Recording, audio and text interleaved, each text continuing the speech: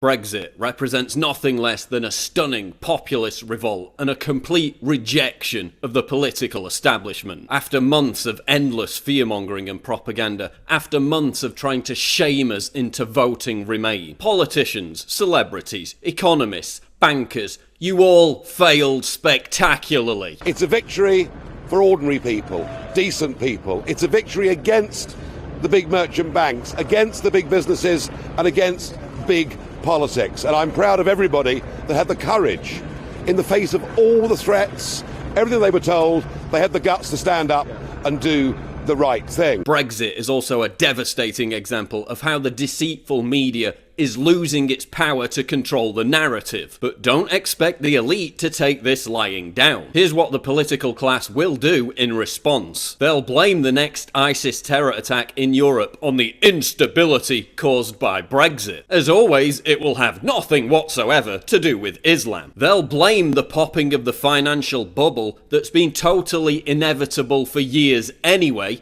on Brexit. They'll then try to offer Britain a new deal to stay in the EU, or they'll just make us vote again in another referendum until they get the result they want, like they did in France, Ireland and the Netherlands. These people are snakes. Don't think the battle is won. It's only just beginning, because the political class is backed up by an army of authoritarian, anti-democratic, leftist morons, thousands of whom have already signed a petition to hold another referendum. Sky News and the BBC are also floating this second referendum crap. Listen up, lefties. I know you're upset that months of virtue signalling about how progressive you are for voting for Remain on Facebook has turned out to be a total waste of time. But you lost. Get over it. Maybe you'll now finally realise that calling people racist or Nazis over and over again isn't an argument. It doesn't work anymore. I mean, look at some of the reaction. The bedwetting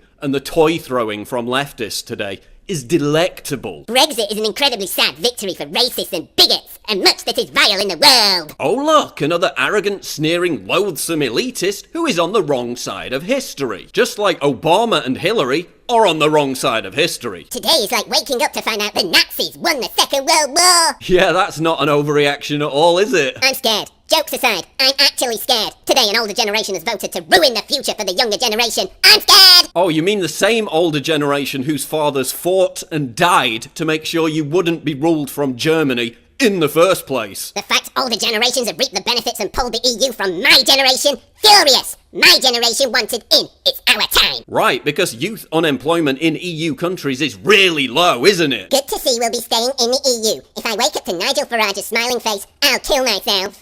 Cheers, man. Cheers. Genuinely scared for the future? I know, right? What are we gonna do with all this new sovereignty and money?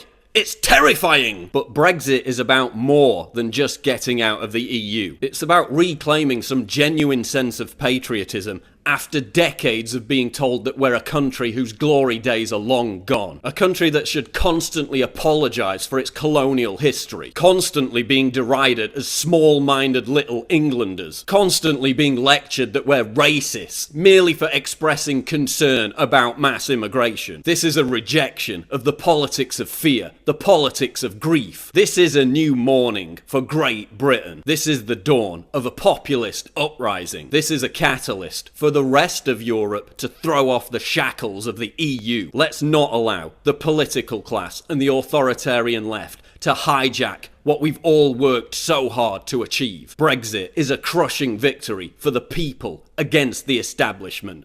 Get used to it. There are many more to come.